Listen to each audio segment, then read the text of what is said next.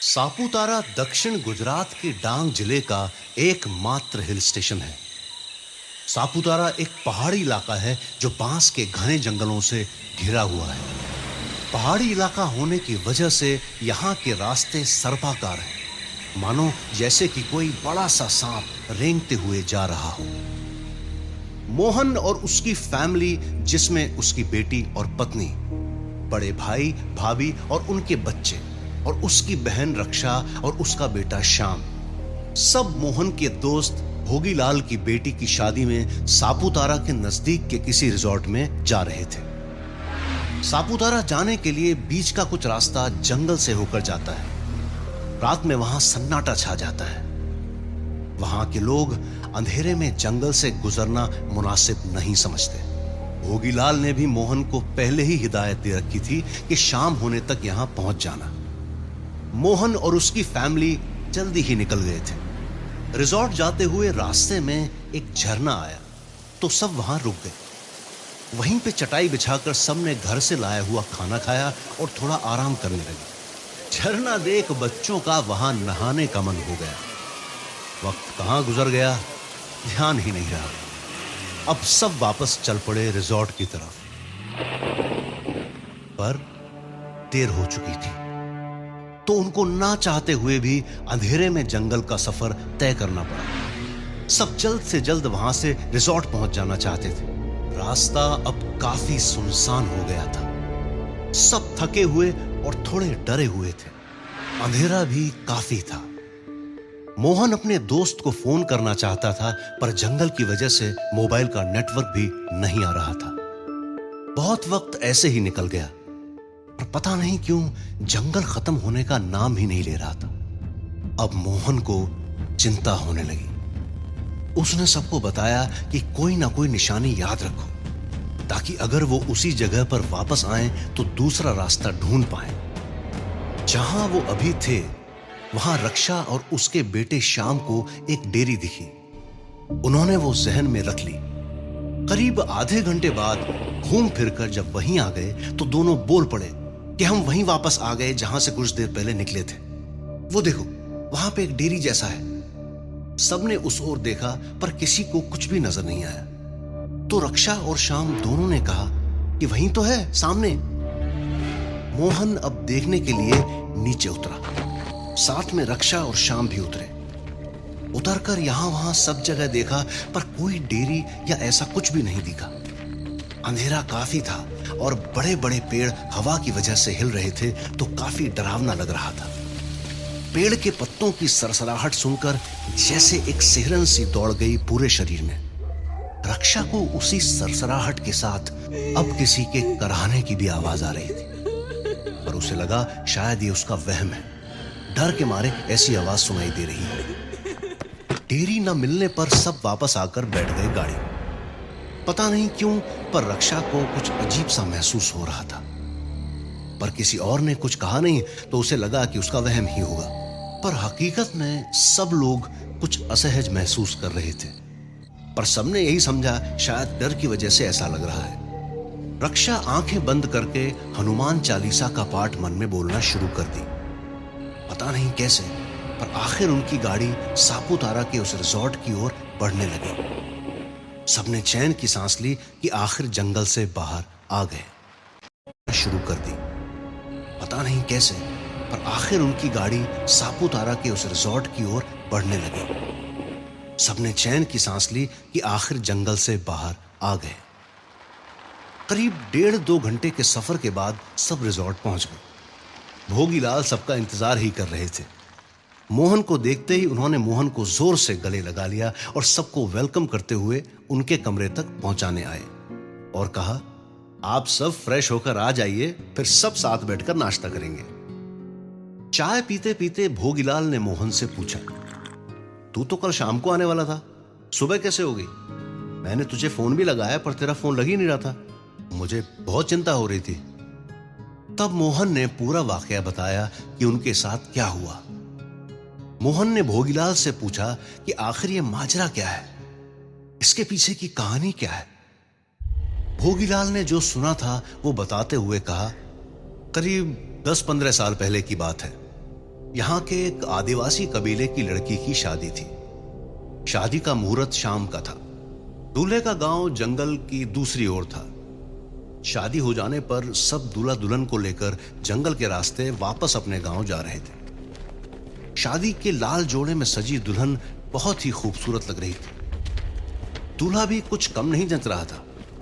वो इतनी खूबसूरत दुल्हन पाकर बहुत खुश था और अपने नसीब पर इतरा रहा था। करीब आधे रास्ते में पहुंच ही गए थे कि एकदम से कुछ लुटेरे आ गए और उन सबको घेर लिया। सबने अपने पास जो भी गहने पैसे थे सब उनको दे दिए और कहा, अब हमारे पास कुछ भी नहीं है, अब तो हमें जाने दो। लुटेरों को जो चाहिए था मिल गया था तो सब कुछ छोड़ दिया, पर जाते जाते दुल्हन को भी अपने साथ उठाकर ले गए। उस रात उस दुल्हन का सब कुछ लुट गया।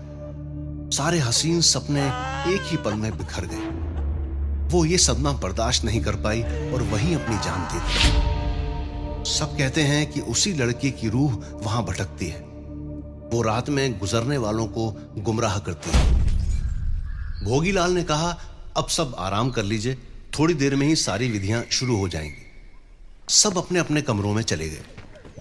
रक्षा को अब भी कुछ अजीब सा महसूस हो रहा था। अब तो उसे कराहने की आवाज के साथ साथ कभी कभी किसी के पास होने का भी एहसास हो रहा था। वो बिस्तर में लेटी और उसको नींद नहीं आई। शाम तो बिस्तर में पड़ते ही सो गया। अचानक रक्षा को लगा कि कोई उसे पुकार रहा है।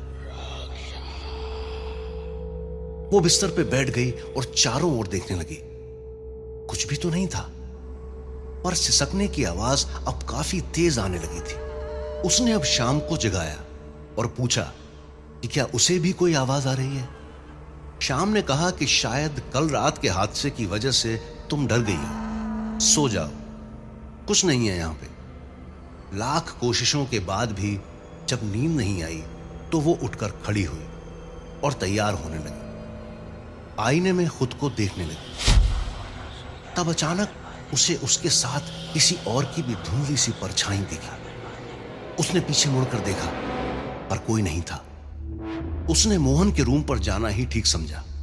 वहां जाते जाते उसने बीच में शादी का मंडप सजते हुए देखा, तो वहीं खिंचती चली गई। मंडप देखते हुए उसकी आंखों में अजीब से भाव उठ रहे थे। न जाने क्यों, पर वो मंडप में जाकर बैठ गई। कभी कभी उसके चेहरे पर खुशी झलकती थी और कभी कभी दर्द के भाव उभरते थे। मोहन और उसकी वाइफ तैयार होकर बाहर आए तो उन्होंने रक्षा को मंडप पे बैठा हुआ देखा। वो उसके पास गए और पूछा, तुम यहां क्या कर रही हो? रक्षा ने उनकी तरफ ऐसे देखा कि जैसे उनको पहचानती ही नहीं। मोहन को बड़ा ताज्जुब हुआ रक्षा का ऐसा बर्ताव देखकर। उसने फिर से कहा, रक्षा तुम यहां क्यों बैठी हो? चलो बाहर आ जाओ, हमारे साथ बैठो। रक्षा ने कोई जवाब नहीं दिया। मोहन उसके पास गया और उसे पकड़कर झंझोड़ दिया और जोर से आवाज दी, रक्षा! ये देख! रक्षा जोर से चिल्लाई, दूर रहो मुझसे, मैं रक्षा नहीं हूं, मैं कहीं नहीं जाऊंगी, मैं यहीं पे बैठूंगी। उसकी आवाज सुनकर सब ठिठक कर रह गए। धीरे धीरे सब वहां इकट्ठा हो गए। मोहन और भोगीलाल समझ गए थे उस लड़की की रूह ने रक्षा पे कब्जा कर लिया है। रक्षा बहुत गुस्से में खड़ी थी। उसके बाल खुल गए थे।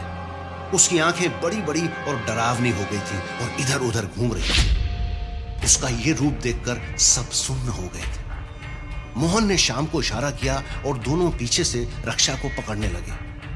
न जाने कहां से रक्षा में इतनी ताकत आई कि उसने दोनों को हवा में उछाल दिया। अब किसी में हिम्मत नहीं थी उसके पास जाने की। अब वो सबको देख रही थी मानो किसी को ढूंढ रही हो। तभी उसकी नजर थोड़ी दूर खड़े दो लोगों पर ठहर गई। उसके चेहरे पर अजीब सी चमक आ गई। उनको देखकर वो जोर जोर से हंसने लगी। उसकी हंसी बहुत ही भयानक थी। वो उनके पास गई और घूरने लगी। दोनों के पसीने छूट रहे थे। उनके हाथ से सारा सामान गिर गया।